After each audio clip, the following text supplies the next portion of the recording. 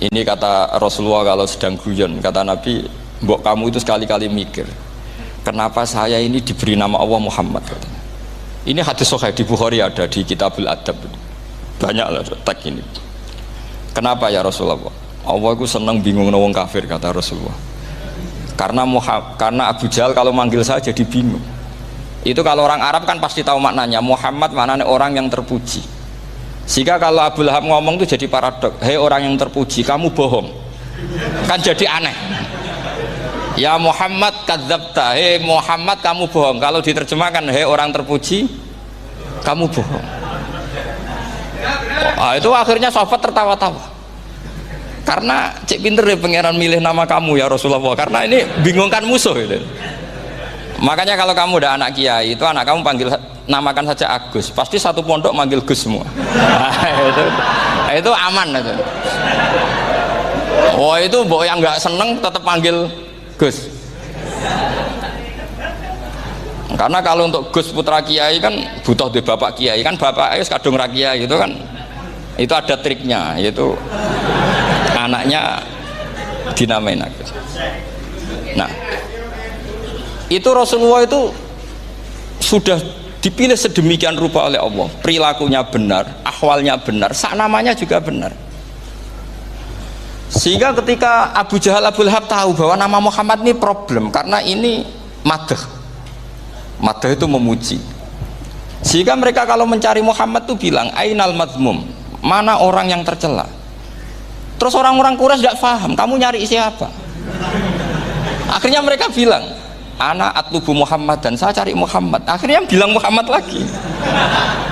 Nah, itu. Nah, Quran juga main di ranah nama. Sehingga Abu Jahal itu namanya kan Abul Hakam. Orang Islam dari awal memanggil Abu Jahal. Karena kalau sampai kita manggil Abul Hakam, kita akan mengalami paradok, ya Abul Hakam, hei bapak dari semua kebijakan, kamu begini kan kacau. Makanya itu dari sini orang nggak boleh salah apa? Salah nama.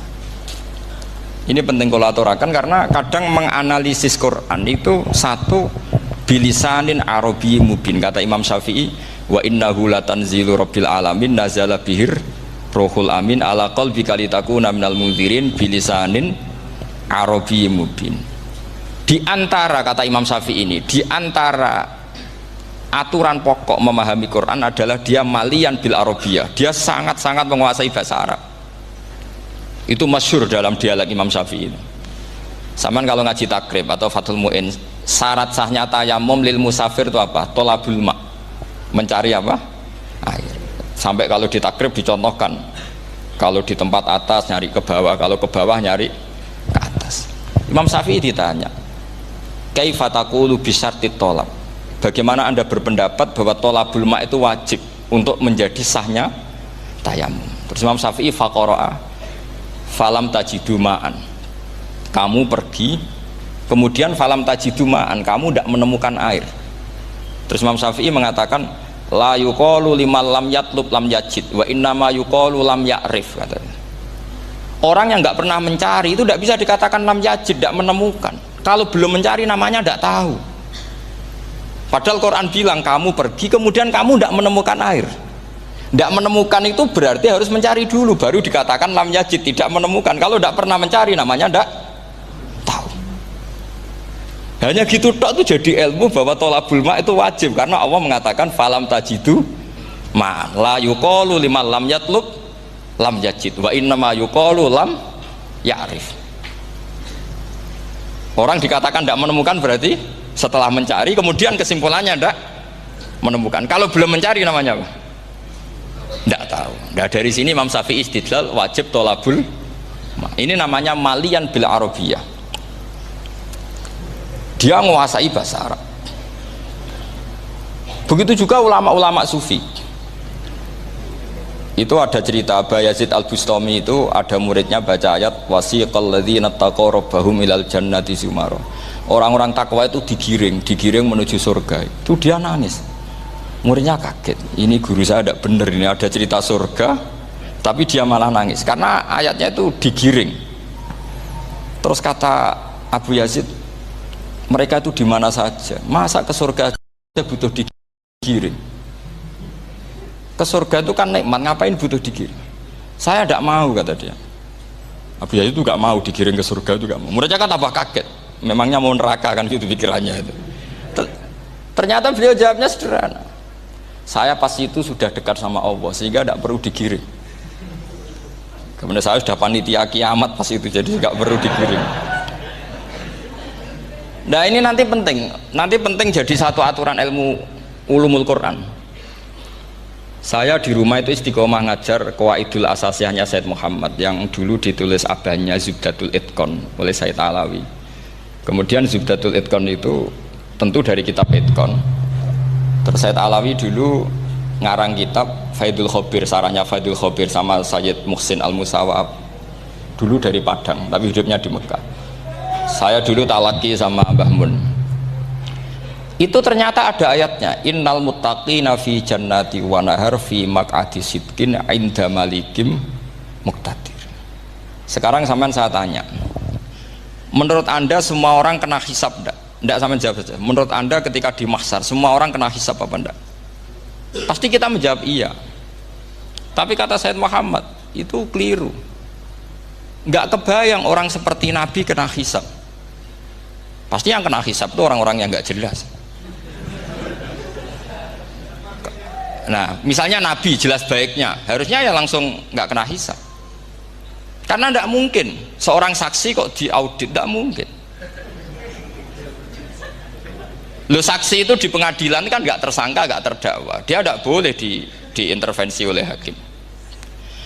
Nah, Rasulullah ketika kiamat, ketika fil mahsyar, fi faslil qada itu jelas, fa kaifa idza ji'na min kulli ummatin bisyahidi wa ji'na bika ala haula'i syahida. Rasulullah sudah dekat Allah, pas mahsyar itu ada Allah, ada Rasulullah, ada Jibril.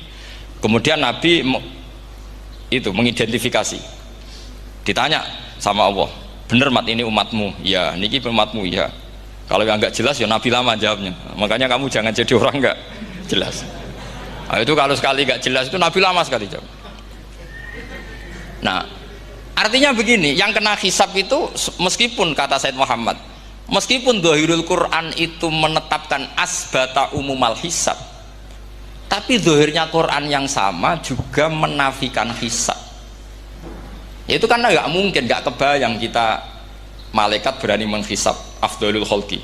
Sama bisa bayangkan malaikat mengaudit Rasulullah SAW, ahabbal khalqi ilallah, kepen cilaka mencit ya. Wong jajar Allah kabeh dinten audit sudah indah. Fa kaifa idza ji'na min kulli ummatin bisyahidi wa ji'na bika ala haula'i syahida. Lalu mungkar nakir juga sama. Sampean bisa bayangkan mungkar nakir tanya Nabi Muhammad. Tesnya susah. Karena kalau Rasulullah terus ditanya, "Waman nabiyuka?" Wah, itu kan bisa kiamat itu.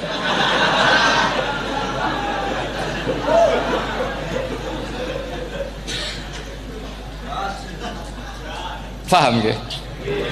Makanya kata Said Muhammad, ini kan teman-teman tanya, piye carane alim tafsirnya saja, caranya satu hafal Quran, dua hafal Sahih Muslim, tiga semua orang sudah mati, tinggal kamu yang alim. Itu mesti aman itu. Nah kalau sampean tanya saya, apa buktinya Gus kalau orang tertentu tidak kena hisab? Ya buktinya tadi, misalnya innalladzina qalu rabbuna Allahu tsummas taqamu tatanazzalu alaihimul malaikatu alla takhafu wala tahzanu wa absyiru. Mungkar nakir adalah malaikat penakut, membawa ketakutan. Sementara para wali ini jelas malaikat kena konstitusi, malaikat harus mengatakan ke para wali alla takhafu wala tahzanu. Padahal Nabi tentu sayyidul auli. Para wali saja malaikat kena aturan, kamu harus bilang alla takhafu wala tahzanu wa absyiru. Hei para wali, kamu jangan susah, jangan gentar, kamu harus gembira. Kamu bisa bayangkan misalnya mungkar nakir bawa godok, atau orang kalau dipukul jul sak walang-walang. Kemudian kamu bayangkan si Abdul Qadir ngalami itu, Abdul Hasan Asadali ngalami itu, Abu Yazid Al-Bustami. Kalau itu ngalami gitu semua, ngapain kita jadikan mursyid? Kan sama nasibnya dengan kita. Nah, Zahirul Quran mengatakan asbatal hisabah, tapi zahirul Quran di ayat yang lain lam yusbit al hisabah. Makanya tadi umumul Quran juga ditaksis dengan muqayyid, yang mutlak ditaksis dengan yang muqayyad, yang mujmal ya sama seperti itu, aturannya seperti itu, ditafsil sama yang mufassal. Sama orang kafir yang jelas, sampean bisa bayangkan malaikat ngaudit Fir'aun, cek kurang penggawean nih, jelas eleke kok di audit. Misalnya Abu Lahab di audit, oh malaikatnya celaka mencet, berarti dia gak percaya sama pernyataan Tuhan tabat yada abi lahabiu. Malaikat kok ngaudit Abu Lahab, mungkin Gusti kula ceke nak menawi wonten api lho ki ora tau ngaji Quran tapi wong ayate tabat yada kok cek di cek.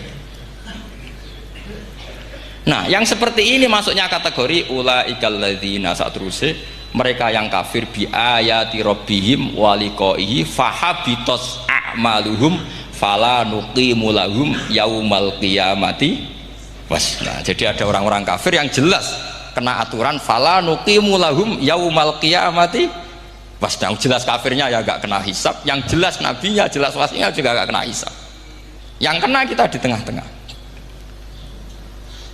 Tapi ilmu itu ikut mainstream karena semua orang bilang ada hisab ya kita ikut-ikutan bilang, ya sudah gitu saja. Tapi kalau aslinya rapati percaya. Umumnya uang gerono mati ditalkin ya kita melok-melokan nalkin. Tapi kalau kadang ya gak kebayang. Piye nak wali-wali ditalkin. Makanya ada di dunia wali itu ada cerita Rabi'ah Adawiyah, itu termasuk keramat beliau itu. Kali Imam Sibawi kan dalam cerita wali kan ditanya marrobuka, ngapunten niku man mausul napa istifham. Wah itu malaikatnya ndak pernah khataman alfiyah kan repot. Kalau Rabi'ah Adawiyah lebih parah lagi, itu beliau tuh nangis sekeras-kerasnya, nangis terisak-isak, dia tersiksa. Ya Allah, engkau itu zat yang paling saya kenali dan harusnya semua makhluk itu kenal engkau, tapi ini hamba engkau tanya engkau itu siapa ya? Itu kan ini orang aneh kata gitu. Karena Allah itu adharud dzahir, kata sampai Imam Sibawi silakan a'raful ma'arif. Jadi wong ora ora Allah wis geblek tenan dari Imam Sibawi. Imam Sibawi kan atas nama dia pakar nahwu pertama mengatakan domir paling makrifat di antara 6 isim makrifat, paling makrifat itu domir. Tapi meskipun gitu a'raful ma'arif Allah, yang paling makrifat dari sekian isim makrifat itu Allah. Artinya satu nama yang orang harus kenal semua.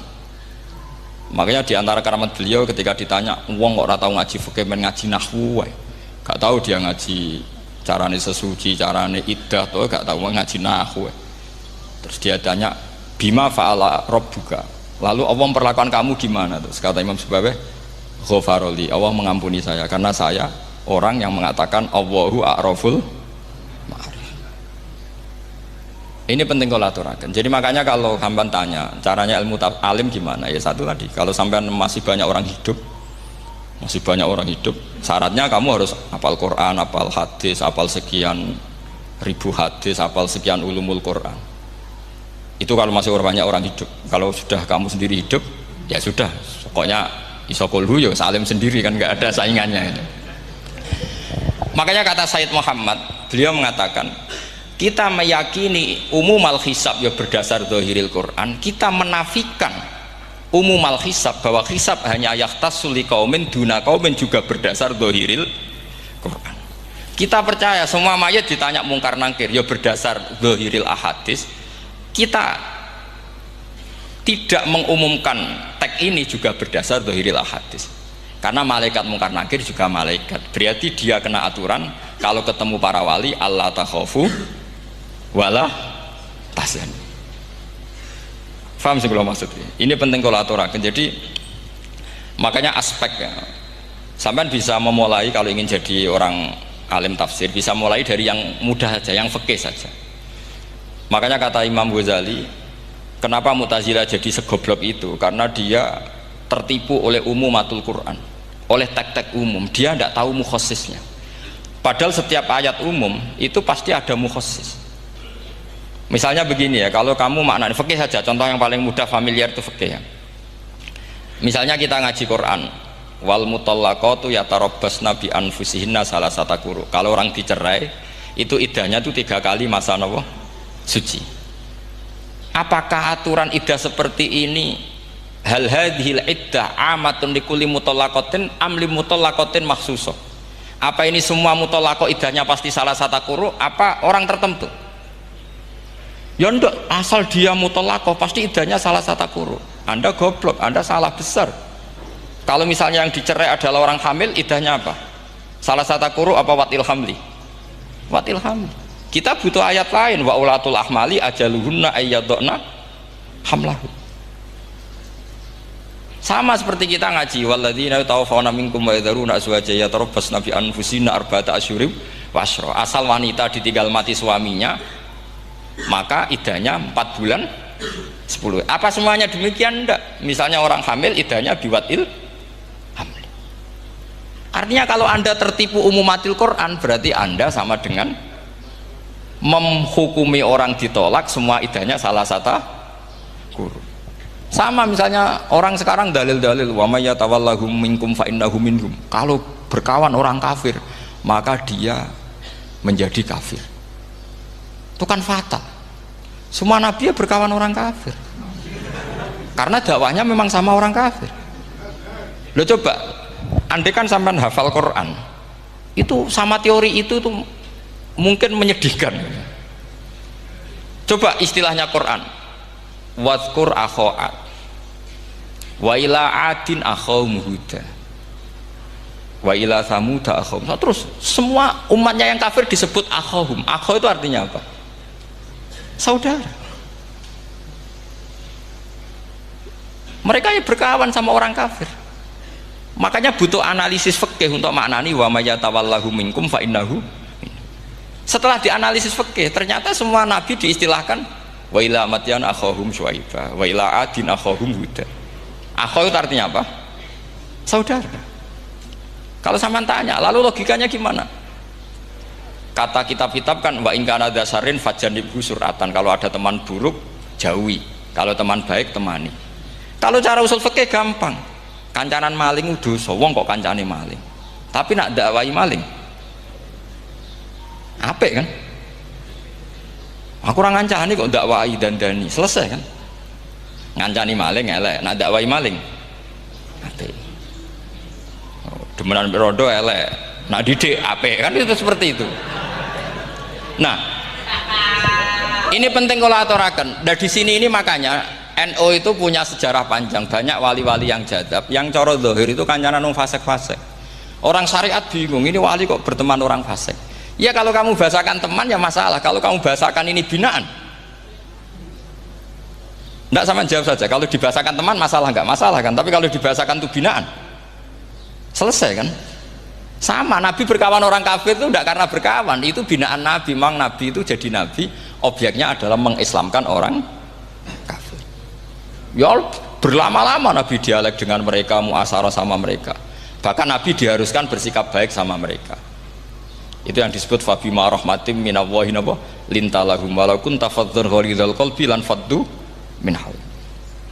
Tapi sekarang itu orang sudah tidak pakai ilmu. Orang-orang radikalisme itu nggak pakai usul fikih. Pokoknya kalau ada ayat terjemahnya gini ya sudah itu jadi madhab. Akhirnya kecelakaan seperti ini. Pokoknya kalau ada ayat faqtulul musyrikina haitsu wajadtumuhum wa khudhuhum wahsuruhum wa'udu lahum kulla marsad. Sudah hafalnya ayat itu saja. Dia tidak mau ngapalkan misalnya qatilul ladzina yuqatilunakum. Ada ayat lagi wa akhrijuhum yamin haitsu akhrajukum. Sehingga ulama kita membagi kafir itu ada harbi, kita musuhi, ada zimmi, ada muahad, ada musta'man.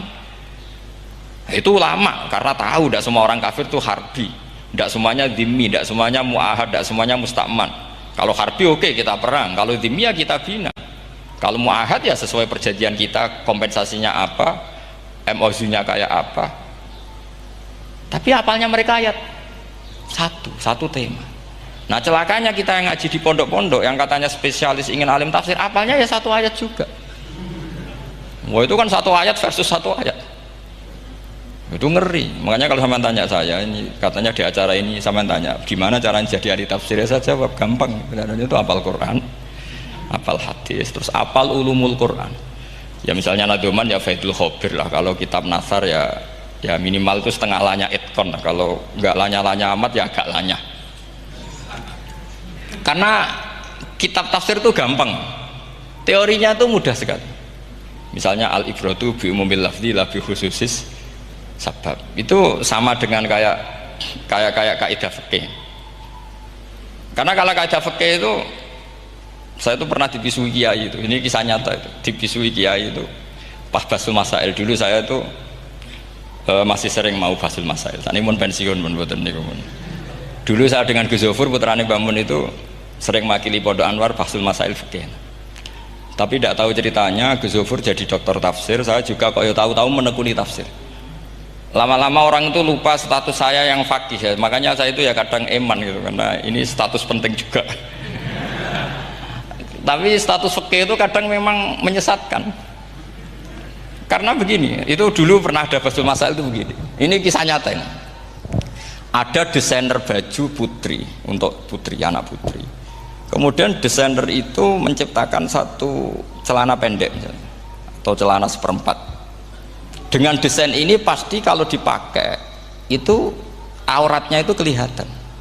Bagaimana hukumnya desainer ini? Apa termasuk mimman sarro'a as-sayyi'ata?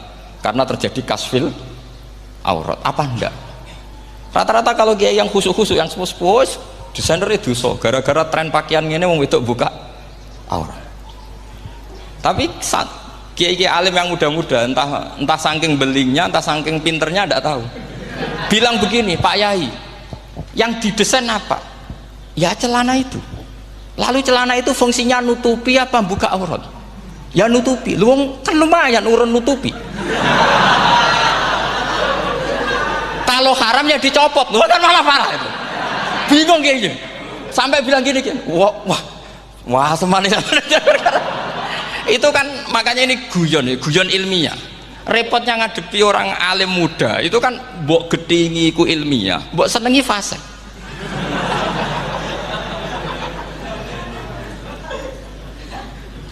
Ketika kiai yang khusyuk tadi tak tanya, kalau desainer katok seperapat, paham gitu? Kau coba yang celana dalam terlalu vulgar gitu, paham gitu? Nggak, rok saja lah, rok mini misalnya, rok selutut. Sampean jangan ngeres ya, yang rok selutut misalnya. Rok selutut itu desainernya kena hukum haram enggak? Sampean jawab saja. Oh haram dari kiai sepuh, karena dengan desain itu misalnya lututnya kelihatan. Tapi pertanyaannya kiai muda saya masih ingat betul, saya tanya. Lalu fungsi pakaian itu apa Pak Yai? Fungsi itu kan tetap nutupi sebagian aurat. Kalau Anda haramkan, barang haram itu harus dihilangkan. Nah, itu. Sampai kiai itu setelah acara itu manggil saya. Gus, kalau ngakoni jenengan alim tapi ku podo repoti. Podo repoti ku nak dalam itu kan terus itu ada perumusan di redaksi keputusan yang dijual itu, yang masail fikihnya kan terus diputuskan, dibukukan. Kalau redaksinya halal Gus, nanti orang pakai rok semua. Dan saya balik bantah, kalau redaksinya haram orang nggak pakai rok malah. Akhirnya itu apa? Kebijakannya lucu. Buak we Gus, pertanyaan itu buak sak jawabannya oke. Jadi kita debat tidak jadi. Ini cerita ilmiah. Makanya sampai tidak wajib anut saya ini terlalu ilmiah, jadi tidak baik untuk kehidupan kesalian, kurang baik. Jadi ini, tapi ini ilmu. Tetap kaidahnya fikih ma la yudraku kullu la yudraku kullu. Jangan kalau tidak bisa nutupi aurat semua, lalu jangan sama sekali. Lho kan kaidahnya kan gitu, ma la yudraku kullu la yudraku kullu. Misalnya Anda punya tetangga nggak mau pakai jilbab, nggak mau pakai pakaian muslimah, kamu tidak boleh bilang munisan raklambinan, tidak bisa. Malayu trokukulu layut napa malayu trokukulu nu layut troku napa. Makanya ini kita harus hati-hati. Nah bayangkan sekarang orang meneliti Quran itu yutrokukulu. Mestinya kalau Anda meneliti radikalisme, ayat yang terkait radikalisme diteliti semua. Ternyata di surat Taubat yang disebut suratus Saif, yang bahkan haram baca bismillah, itu ada ayat wa in ahadum minal musyrikin nastajaraka fa'ajirhu hatta yasma'a kalam Allah summa ablighu ma'mana. Muhammad, kalau ada orang kafir mau belajar Quran sama kamu, ya harus kamu pelajari hatta yasma'a kalam Allah. Setelah mereka mau belajar, ya ablighu ma'mana summa ablighu ma'mana, kamu harus menjamin keamanan dia. Itu di surat Taubat, termasuk akhiru suratin nazalat, gak mungkin terjadi mansuh. Tapi orang-orang ekstremis selalu pakai faqatulul musyrikin haitsu, apalan itu terus. Yang orang liberal yang menaparin la ikraha fiddin. Ya sudah seperti itu. Sing orang-orang ora tegas, ora tau nahi mungkar, ya ma arsalnaka illa rahmatan lil alamin. Ngono terus. Yang kelompok tukang nahi mungkar ya ayatnya amen nahi mungkar. Saya tuh heran, kenapa mereka punya masalah dengan hafalan kayaknya. Kenapa sih? Hafalannya kok pedot itu. Kita yang hafal semua bingung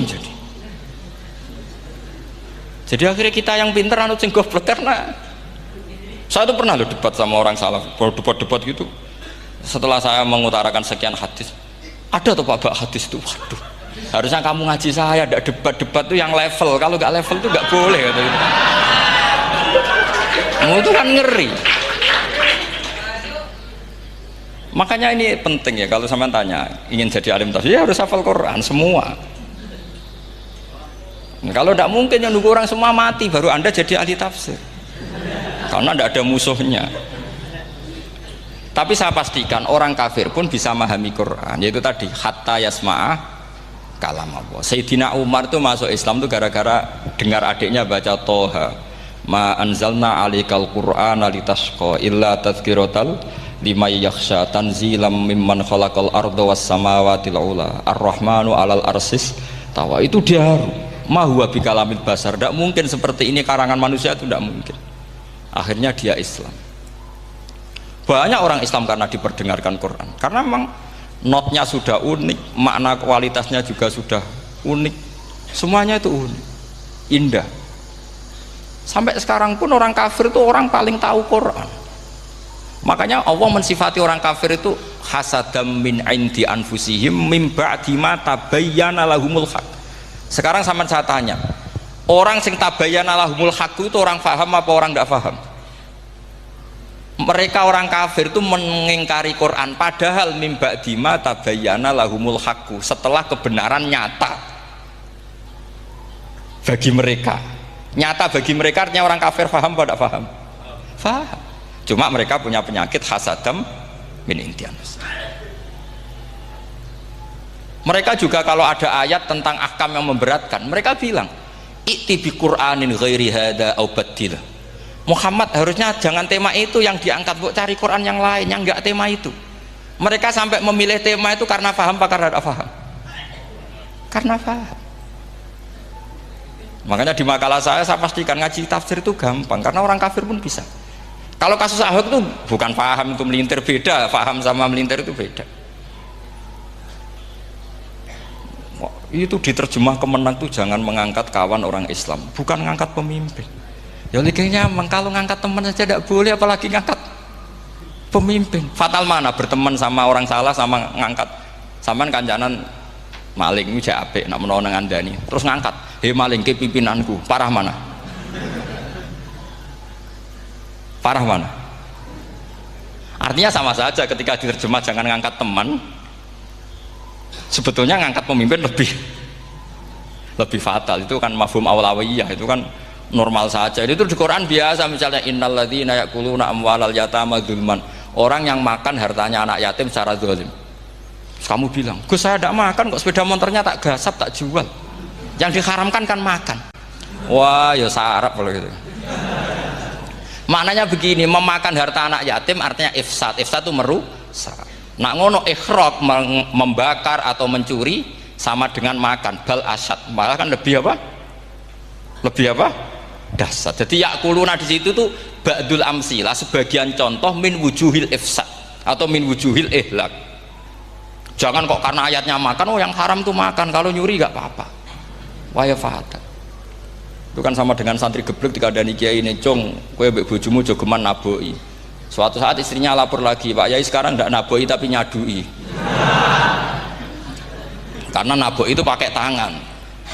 Mergo pertama dilaporkan kiainya, Pak Yai, suami saya itu sering memukulin saya pakai tangan gini. Jong jogeman nabuki bojomu. Nggih Pak Yai siap.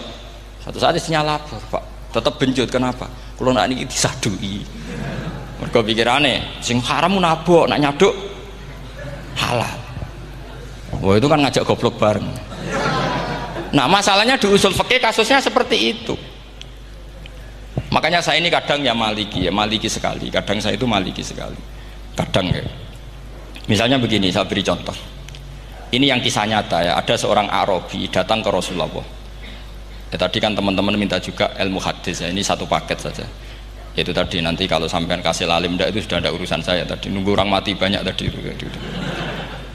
Kalau nggak usah nunggu orang mati, sarannya tadi apal tadi.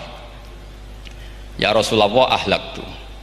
Saya ini orang yang rusak. Wama ahlakaka. Lalu yang bikin rusak kamu apa? Qol waqatu imroati fina hari Ramadan. Saya menjima istri saya ketika masih siang. Fina hari Ramadan, siang Ramadan. Walhasil Nabi tidak menyuruh hanya kodok, tapi menyuruh kafaroh. Kafarohnya itu merdekakan budak atau memberi makan 60 orang miskin atau puasa berapa? Puasa 60 hari. Atau urut merdekakan budak atau puasa 60 hari atau memberi makan sitina miskin. Oke, kita sepakat ya hadis itu sahih dan diulang-ulang oleh ashabus sunan. Oke, riwayatnya nggak masalah. Sekarang kita analisis maknanya. Sekarang sampean saya tanya, kalau anda misalnya sekarang jam berapa ini? Misalnya sekarang jam 9 kurang seperempat Ramadan, terus anda rokok atau anda ngopi, kepengen ngopi terus ngopi tanpa udhrin syar'iin, anda hanya wajib qadha apa bayar kafarah? Tidak sampean jawab. Rata-rata kiai kita, oh mau wajib qadha Gus karena gak jima. Sing seru kafaroh itu nak jima. Kan ngombe kopi be jima beda. Pertanyaannya tuh lucu, ini naif secara fikih masalah. Masalahnya begini. Jima bojo itu tidak zina. Jima bojo itu zina apa enggak? Enggak. Berarti dengan makan bedanya apa? Sama kan? Sama-sama amrun mubah. Sesuatu yang boleh. Kenapa hukumannya berat? Makanya kata Imam Malik, ndak itu nilainya adalah hadku hurmati Ramadan bi ghairi udhrin syar'iyyan. Makanya kata Imam Malik, siapapun yang makan fina hari Ramadan, iftar apapun fina hari Ramadan bi ghairi udhrin syar'iyyin, maka hukumnya sama dengan jima fina hari Ramadan. Karena sama-sama ihlak ifsad hurmata Ramadan bi ghairi udhrin syar'iyyin. Lenda ini ilmiah. Kamu udah harus cocok, tapi otak kamu harus percaya. Loh iya kan beda kan? Saya secara nafsu tidak cocok, cek berarti. Tapi ilmiah saya setuju. Kalau Kiai Kandani itu kan pasti pakai badul amsilah, kan nggak mungkin semua contoh disebut. Cong penak melaku jogeman delok wedok iku mari setan. Mboten delok Mbah, nyekel lho malah parah tuh. Ndak bisa. Makanya ini masalahnya lafat. Ini kembali ke Imam Syafi'i bilisanin arabiyyim mubin. Ketika seorang kiai bilang cung jogeman delok cawe itu adalah mengungkapkan al-muharramat. Bukan mentaksis yang haram itu hanya melihat. Saya ulang lagi ya, ketika seorang kiai bilang cung jogeman delok wedok sing haram, itu semangatnya adalah melawan keharaman, bukan mentaksis yang haram hanya delok.